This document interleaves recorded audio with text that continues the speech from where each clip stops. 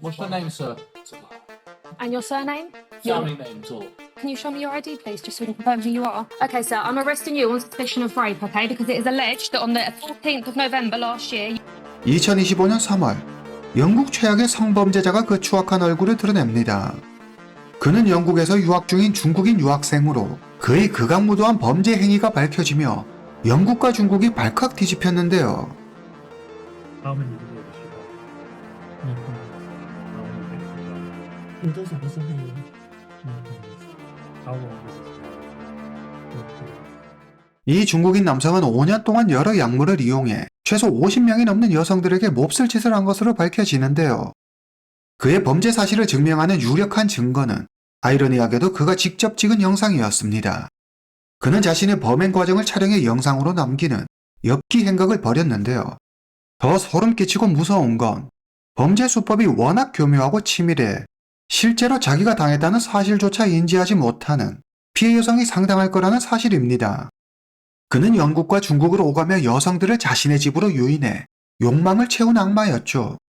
오늘 사건은 우리에게 2019년 대한민국을 뒤흔들었던 버닝썬 사건을 떠오르게 할지 모르겠습니다. 2025년 영국과 중국을 충격에 빠뜨린 28세 중국인 유학생 조우젠 하오에 대한 이야기 시작합니다. 2023년 5월 18일 낸시는 영국에서 유학 중인 중국인 여성입니다.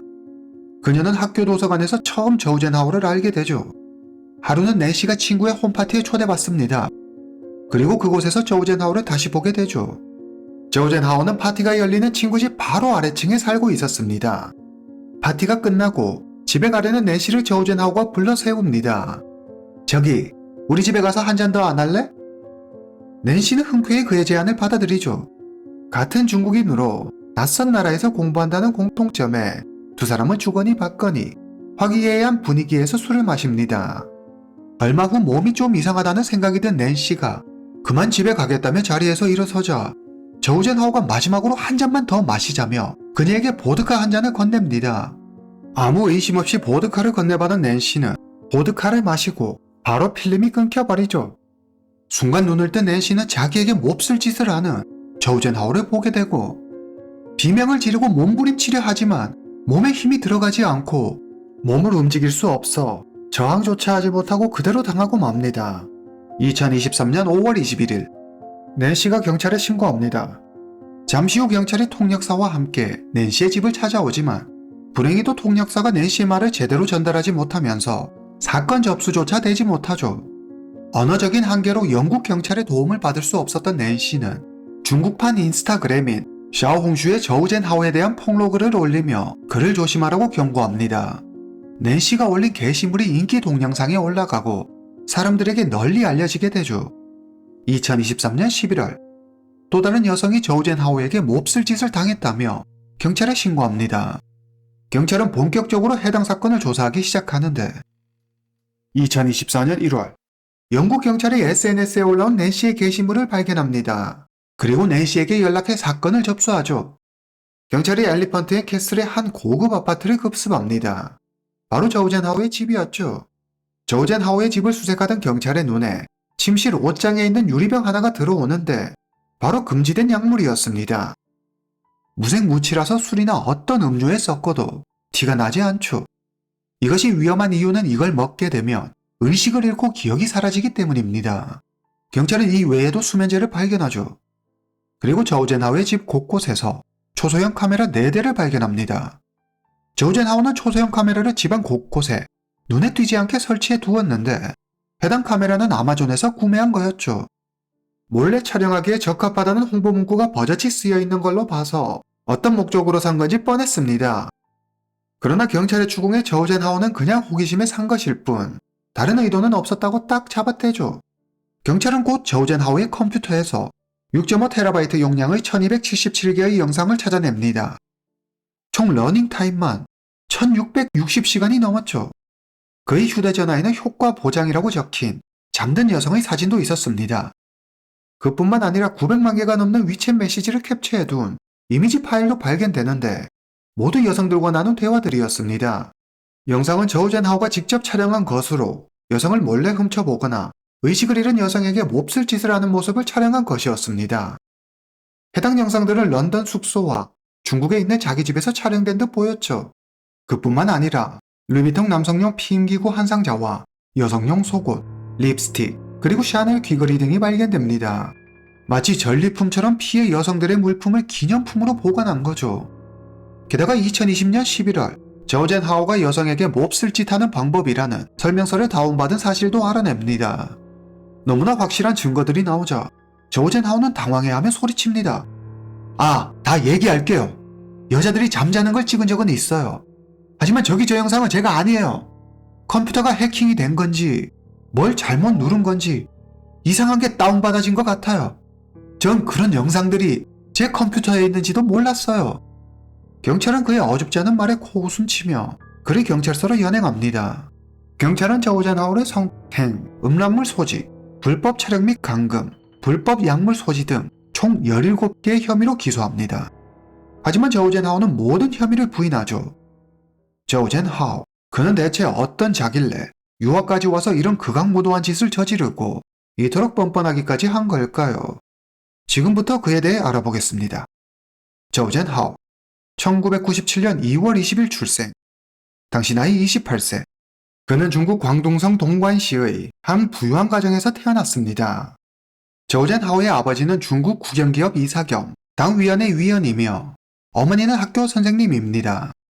고급 아파트를 비롯한 주택 여러 채를 보유하고 있는 대대로 부자 집안이죠. 어릴 때부터 저우젠 하오를 알고 지낸 사람들은 한 목소리로 말합니다. 아, 걔 말도 마세요. 진짜 심각해요. 완전 성에 중독된 환자 같다니까요. 걔 전화기 보면 온통 여자애들 사진뿐이에요. 저우젠 하오는 주변인들조차 진저리 칠 만큼 여자와 성에 집착했다고 하죠. 그는 어릴 때부터 자랑스럽게 말해왔다고 합니다. 위대한 남자는 많은 여자를 품어야 해. 남자의 능력은 여자를 얼마나 많이 품는가에 달렸지. 저우젠 하오는 광동공업대학교를 다니다 2017년 20살에 영국으로 유학을 떠납니다. 그는 영국 북아일랜드의 수도 벨파스트에 있는 퀸즈 대학교에서 기계공학을 전공하죠. 2년 후 2019년 9월 퀸즈 대학교를 졸업한 저우젠 하오는 연구 중심의 공립종합대학교로 세계 최상위 명문 대학 중 하나인 유니버시티 칼리지 런던에 들어가 기계공학 석박사 과정을 밟습니다. 돈 많은 집 아들이었던 저우젠 하오의 유학 생활은 일반 학생들과는 비교도 할 수 없을 정도로 호화스럽고 럭셔리했습니다. 살면서 한 번도 돈 때문에 고민해보고 힘들어해본 적 없는 삶이었죠. 저우젠 하오의 부모는 학비와 체류비 외에도 매달 엄청난 액수의 용돈을 따로 보냈습니다. 차고 넘치게 지원해주는 부모 덕에 저우젠 하오의 씀씀이는 장난이 아니었죠. 그는 유학생 신분이라 어마어마한 학비와 체류비가 들어감에도 롤렉스 시계를 차고 다니고 명품 브랜드 옷만 고집했습니다. 그의 숙소 옷장에는 명품 시계와 옷들로 가득했죠. 저우젠 하오는 외모에 특히 신경을 많이 썼는데 여성에게 매력적으로 보이기 위해 모발 이식, 쌍꺼풀 수술, 턱 지방 이식, 치아 교정 등 다 열거하기도 민망할 정도로 여러 번 성형 수술을 받았습니다. 그는 상상을 초월할 정도로 많은 돈을 외모에 투자했는데 화장품 하나까지 다 명품 브랜드만 썼죠.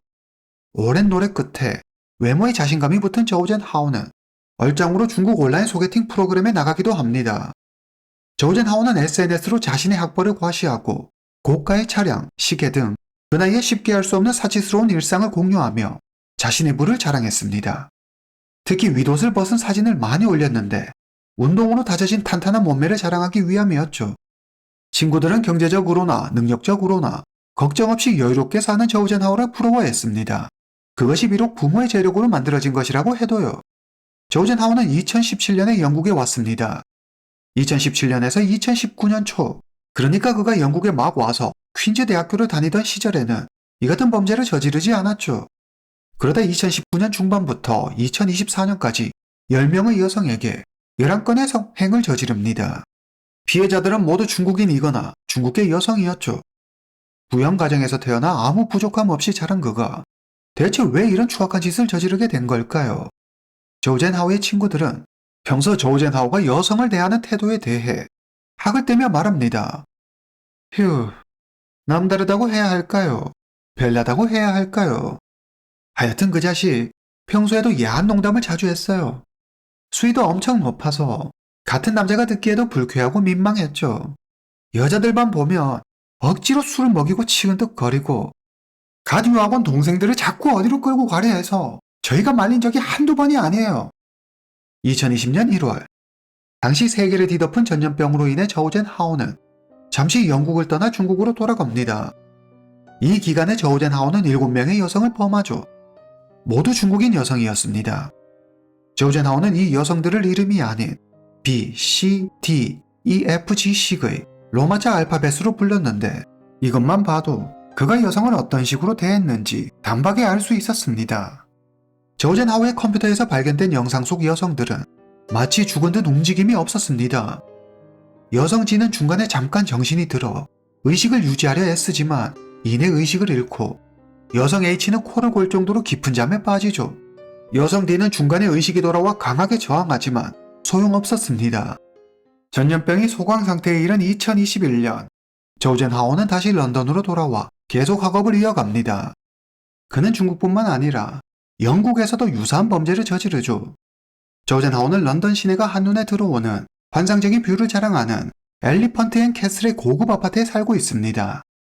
한 달 월세가 약 4,000파운드에 달했는데 39층 아파트 창문에 서서 바라보면 런던 시내를 다 감상할 수 있었죠. 그는 기숙사에서 살다 집을 구해 나오면서 방음에 특히 신경을 많이 썼는데 부동산에 방음이 잘 되는 집을 집요하게 요구했다고 합니다.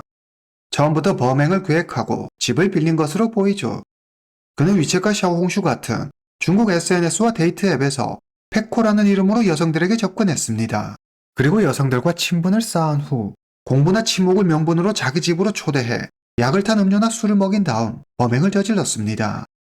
그는 이 과정을 직접 촬영해 영상으로 보관했는데 영상 속 여성들은 의식이 없어 상황을 판단하고 의사를 표현할 수도 저항할 수도 없는 상태였죠.